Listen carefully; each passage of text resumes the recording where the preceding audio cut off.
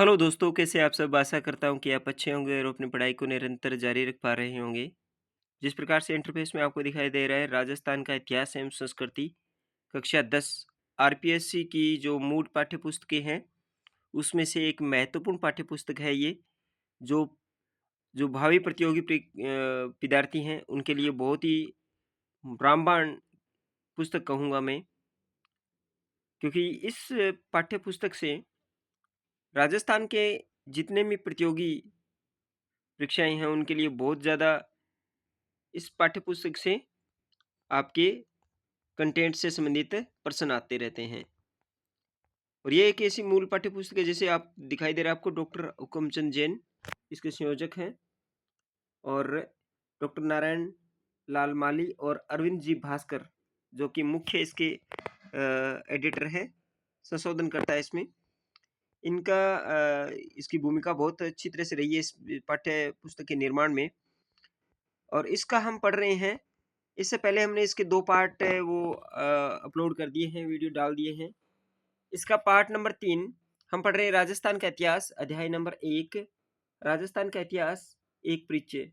इसका हमने part number 1 और इसकी प्लेलिस्ट तैयार है, और इसमें आप इसे चैनल पर पहली बार विजिट कर रहे हैं तो चैनल को ज़रूर सब्सक्राइब कीजिएगा, और अ, इस प्लेलिस्ट में जाके इस कंटेंट से संबंधित आप वीडियो देख सकते हैं, वो भी वन लाइनर तरीके से। एक-एक शब्द को चुन-चुन के वो कंटेंट तैयार तैयार किया गया है। आपको किसी अन्य जगह भटकना न पड़े, इसलिए इसमें पूरी पारदर्शिता दर्शाई गई है और बढ़िया तरीके से इसको तैयार किया गया है। तो चलिए आज शुरुआत करते हैं, इसके पार्ट नंबर 3 की तरफ बढ़ते हैं। और आज का पार्ट नंबर 3 हम पढ़ेंगे, राजस्थान का इतिहास एक परिचय। क्वेश्चन नंबर 1 से 50 तक पहले पार्ट में है, 51 से लेके 100 तक दूसरे पार्ट में, और इसका तीसरा पार्ट आज जो अपलोड होगा, इसमें आपका रहेगा 101 नंबर से लेके आगे 150 नंबर तक के जो क्वेश्चन रहेंगे वो। अन्य भी पार्ट इसके आने वाले हैं, क्योंकि ये राजस्थान का इतिहास ये बहुत ही बड़ा टॉपिक है, एक महत्वपूर्ण टॉपिक है, और इससे प्रश्न बहुत 100% आते हैं। तो इसे स्किप मत कीजिएगा, और इस पर फुल प्रूफ विश्वास करते हुए इस कंटेंट को पढ़ने का प्रयास कीजिएगा। और आपसे रिक्वेस्ट है कि आप चैनल पर पहली बार विजिट कर रहे हैं तो चैनल को ज़रूर सब्सक्राइब कर लीजिएगा, क्योंकि इस प्रकार की जानकारी और इस प्रकार की वीडियो है वो आपको आगामी कुछ दिनों में भी मैं आपको उपलब्ध कराने वाला हूँ। तो चलिए शुरुआत करते हैं आज के इस आज का 101 नंबरवा क्वेश्चन है, गोरा व बादल किसके सेनापति थे? गोरा व बादल किसके सेनापति थे? रावल रतन सिंह के। अमीर खुसरो के 102वां क्वेश्चन है, अमीर खुसरो के किस ग्रंथ में खिलजी के चित्तौड़ आक्रमण का उल्लेख मिलता है? खजाइन ए उल फतह है। 103वां क्वेश्चन है, गुहिल वंश की रावल शाखा का अंतिम शासक कौन था? गुहिल वंश की रावल शाखा का अंतिम शासक रतन सिंह था। सिसोदिया ठिकाने के जागीरदार हमीर ने चित्तौड़ कब जीता था? 1326 में। विषम घाटी 95 में मेवाड़ का उदारक किसे कहा जाता है? हमीर को कहा जाता है। हमीर के वंशज क्या कहलाए? सिसोदिया कहलाए। हमीर के हमीर ने किस युद्ध में मोहम्मद बिन तुगलक को परास्त किया था? सिंगोली का युद्ध बांसवाड़ा में हुआ था। सिंगोली स्थान का है बांसवाड़ा में, 1336 में। ये मोस्ट इंपोर्टेंट पर्सन है, पर्सन आया हुआ भी है। सिंगोली का युद्ध किसके मध्य हुआ था? अमीर और मोहम्मद बिन तुगलक के मध्य। आज का 108वां प्रश्न पढ़ते हैं, राजस्थान का भीष्म पितामह किसे कहा जाता है? राणा लाखा का पुत्र चुंडा को राजस्थान का भीष्म पितामह कहा जाता है। ये लंबी कहानी है। 109वां क्वेश्चन है कि उदयपुर में बंजारे द्वारा पिछोला झील का निर्माण किसके काल में करवाया गया था? राणा लाखा के समय। महाराणा कुंभा किसका पुत्र था? राणा मोकल का। इसके बाद आगे बढ़ते हैं और आज का 111वां नंबर प्रश्न पढ़ते हैं, कुंभा ने किस युद्ध में मालवा के शासक महमूद खिलजी को परास्त किया? सारंगपुर का युद्ध 1437 में। 112वां क्वेश्चन है, किस विजय के बाद राणा कुंभा ने कीर्ति स्तंभ का निर्माण करवाया था? सारंगपुर के युद्ध के बाद विजय स्तंभ का निर्माण कीर्ति स्तंभ का निर्माण करवाया था। 113वां क्वेश्चन है, चंपानेर की संधि किसके मध्य हुई थी? महमूद खिलजी व कुतुबुद्दीन 1456 में। कुंभलगढ़ दुर्ग का शिल्पी कौन था? मंडन था। एक एक प्रश्न इंपॉर्टेंट है, मैं बोल रहा हूँ। आरपीएससी की ये सबसे महत्वपूर्ण पुस्तक है और इसका कंटेंट वन लाइनर तैयार किया गया है, इसे स्किप मत कीजिएगा। एकलिंग महात्म्य किसकी रचना है? कानड़ व्यास की। संगीत राज, संगीत मीमांसा व सूड प्रबंध किसकी रचनाएं हैं? राणा कुंभा की। कीर्ति स्तंभ प्रशस्ति के रचनाकार कौन है? कवि अत्रि व महेश। महाराजा धीराज, राव राय, दान गुरु, परम गुरु, राजगुरु, हाल गुरु, अभिनव भट्टाचार्य, हिंदू सुल्तान, ये उपाधियां किसको दी गई थी? तो राणा कुंभा को। इसके बाद महाराजा धीराज राजाओं का राजा होने के कारण, इसकी व्याख्या की गई है कि महाराजा धीराज किसे कहा गया है? राजाओं का राजा होने के कारण। महाराणा कहा गया है अनेक राज्यों को अपने अधिकार में रखने के कारण। राणो रासो विद्वानों का आश्रयदाता होने के कारण। राजगुरु राजनीतिक सिद्धांतों में दक्ष होने तथा विभिन्न सामंतों व जागीरदारों का हितैषी होने के कारण इसे राजगुरु कहा गया है। दान गुरु क्यों कहा गया है? विद्वानों, कलाकारों व निर्धनों को दान देने के कारण। हाल गुरु क्यों कहा गया है? गिरि दुर्गों का स्वामी होने के कारण, पर्वतीय दुर्गों पर विजय हासिल करने के कारण इसे हाल गुरु कहा गया है। परम गुरु क्यों कहा गया है? विभिन्न विद्याओं का ज्ञाता और अपने समय का सर्वोच्च शासक होने के कारण इसे परम गुरु कहा गया है। तो देखिए, महाराणा कुंभा को महाराजा धीराज क्यों कहा गया? राव राय, दान गुरु, परम गुरु, राजगुरु, हाल गुरु, अभिनव भट्टाचार्य, ये सारी हिंदू सुल्तान जैसी उपाधियां दी गई थी। प्रसिद्ध गीत गोविंद नामक पुस्तक पर लिखी टीका रसिक प्रिया में कुंभा की निम्न उपाधियों का वर्णन मिलता है। नरपति, सामान्य मानव से श्रेष्ठ होने के कारण इसे नरपति की उपाधि दी गई है। और किस पुस्तक में? गीत गोविंद की रसिक प्रिया टीका में इसको नरपति कहा गया है। ये मोस्ट इंपोर्टेंट है। अश्वपति, कुशल घुड़सवार होने के कारण। गणपति, राज्यों का राजा होने के कारण। छाप गुरु, छापामार युद्ध पत्ति में निपुण होने के कारण इसे छाप गुरु भी कहा गया है। हिंदू सुल्तान, समकालीन मुस्लिम शासकों द्वारा हिंदुओं की रक्षा करने वाला विभूषित किया गया है। हिंदू सुल्तान, नाटक राजकर्ता, नृत्य शास्त्र का ज्ञाता होने के कारण। सेल गुरु, युद्ध में निपुण होने के कारण। चाप गुरु, धनुर्विद्या के ज्ञाता होने के कारण। अभिनव भट्टाचार्य क्यों कहा गया है? श्रेष्ठ वीणा वादक व संगीत के क्षेत्र में विपुल ज्ञान के कारण, संगीत प्रेम के कारण इसे अभिनव भट्टाचार्य कहा गया है। प्रजापालक, जनता का हितैषी होने के कारण इसे प्रजापालक कहा गया है। आज ये था 18वां प्रश्न, जो कि इतना मोस्ट इंपोर्टेंट था, जिसमें व्याख्या थी। 19वां प्रश्न पढ़ते हैं। 119वां, राणा कुंभा की हत्या किसने की थी? राव उद्दा ने की थी। प्रश्न मोस्ट इंपोर्टेंट है, पूछा जाएगा कि कब की गई थी, तो 1468 में। 120वां क्वेश्चन पढ़ते हैं। मेवाड़ में राणा सांगा किस उपनाम से जाना जाता था? हिंदूपत के नाम से।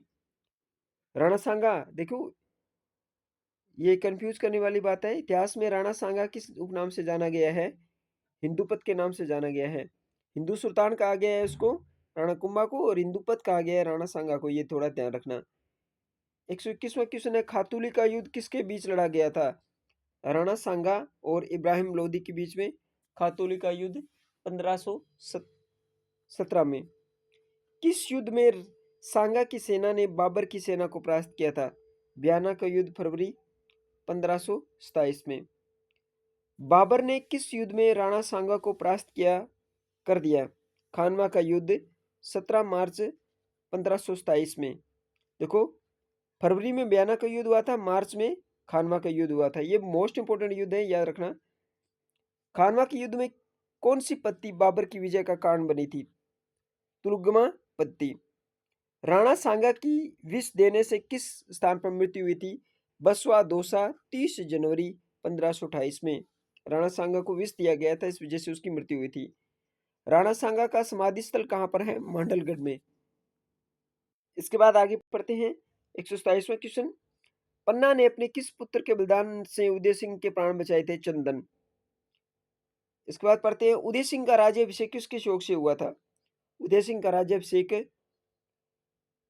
मालदेव किस योग से हुआ था? किस युद्ध में उदय सिंह ने बनवीर को मारकर अपनी पैतृक सत्ता प्राप्त की थी?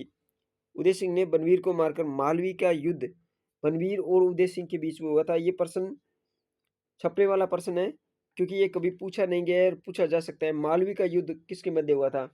उदय सिंह और बनवीर के मध्य 1540 में हुआ था। उदय सिंह ने कब उदयपुर को बसाकर अपनी राजधानी बनाया? 1559 में। अकबर ने जयमल व फत्ता की वीरता से मुग्ध होकर उसकी मूर्तियां कहाँ पर स्थापित की? अकबर ने जयमल और फत्ता से की वीरता से प्रसन्न होकर उसकी आगरा के किले के द्वार पर मुख्य मूर्तियां लगाई थी। किसकी? जयमल फत्ता की। उदय सिंह ने अपना उत्तराधिकार किसे बनाया था? जगमाल को। हल्दी घाटी का युद्ध किस स्थान पर लड़ा गया? खमनोर के निकट, इसलिए तो इसे खमनोर का युद्ध भी कहा जाता है। याद रखना, हल्दी घाटी के युद्ध को खमनोर का युद्ध भी कहा जाता है। 134वां क्वेश्चन है, प्रताप की सेना के हरावल भाग का नेतृत्व किसने किया? हकीम खां सूर ने। हरावल भाग, मुगल सेना के हरावल भाग का नेतृत्व किसने किया? जगन्नाथ कछुआ ने। देखिए, मुगल सेना की तरफ से जगन्नाथ कछुआ थे और प्रताप की सेना की तरफ से हकीम खां सूर थे। प्रताप के जीवन पर संकट देखकर राज चिन्ह किसने धारण किया था? झाला बिद्दा ने। हल्दी घाटी के युद्ध को अबुल फजल ने किस नाम से संबोधित किया? खमनोर की युद्ध। ये देखिए आगे ना, खमनोर का युद्ध कहा किसने है? ये कहा था अबुल फजल ने। अबुल फजल ने हल्दी घाटी के युद्ध को खमनोर का युद्ध कहा है। बदायूं ने हल्दी घाटी के युद्ध को क्या कहा है? गोगुंदा का युद्ध। इसे हल्दी घाटी के युद्ध को गोगुंदा का युद्ध भी कहा है, और ये कहा है बदायूं ने। एक एक पर्सन इंपॉर्टेंट है, स्किप मत कीजिएगा और बढ़िया तरीके से इस कंटेंट को नोट डाउन कीजिएगा जरूर। हल्दी घाटी नामकरण हल्दी चढ़ी नई नव विवाहितों के पुरुष वेश में लड़ने के कारण पड़ा, किसका कथन है? डॉक्टर महेंद्र भानावत का। ये मोस्ट इंपोर्टेंट है, आ सकता है प्रश्न। हल्दी घाटी नामकरण हल्दी चढ़ी कई नव विवाहितों के पुरुष वेश में लड़ने। देखो, महिलाओं ने भी इसमें बढ़ चढ़ के भाग लिया था अपने स्वाभिमानता के लिए, अपनी मातृभूमि की रक्षा के लिए। तो ये कहा था डॉक्टर महेंद्र भानावत थे, इनका ये कथन है। डॉक्टर महेंद्र भानावत ने किस पुस्तक में हल्दी घाटी के युद्ध का वर्णन किया है? अजूबा भारत। ये मोस्ट इंपोर्टेंट है, प्रश्न छपने वाला है। किस युद्ध को मेवाड़ का मैराथन कहा गया है? दिवेर के युद्ध को मेवाड़ का मैराथन कहा गया है। दिवेर के युद्ध में किस मुगल सेनापति को अमर सिंह ने, ये अमर सिंह किसके अमर सिंह ने मौत के घाट उतार दिया? शेरिमा सुल्तान खां। महाराणा प्रताप की छतरी कहाँ पर है? बारडोली में। मुगल मेवाड़ संधि जनवरी 1615 किसके काल में हुई? अमर सिंह के काल में। मुगल मेवाड़ संधि जनवरी 1615 में किसके काल में? अमर सिंह के काल में हुई थी मुगल मेवाड़ संधि, ये ध्यान रखिएगा। किस राजकुमारी से विवाह के प्रांत राज सिंह का औरंगजेब से विवाद शुरू हुआ था? किशनगढ़ की राजकुमारी चारुमती के, ये चारुमती विवाद बहुत मोस्ट इंपोर्टेंट है। 146 किसके काल में चित्तौड़ दुर्ग के क्रुंजे और बुर्ज बुर्ज को मुगल सेना ने ढा दिया? राज सिंह के काल में चित्तौड़गढ़ के जो कंगूरे और बुर्ज थे उनको ढा दिया गया था। संसार का सबसे बड़ा शिलालेख राजपुरुष की झील के किनारे, राजसमंद झील के किनारे है।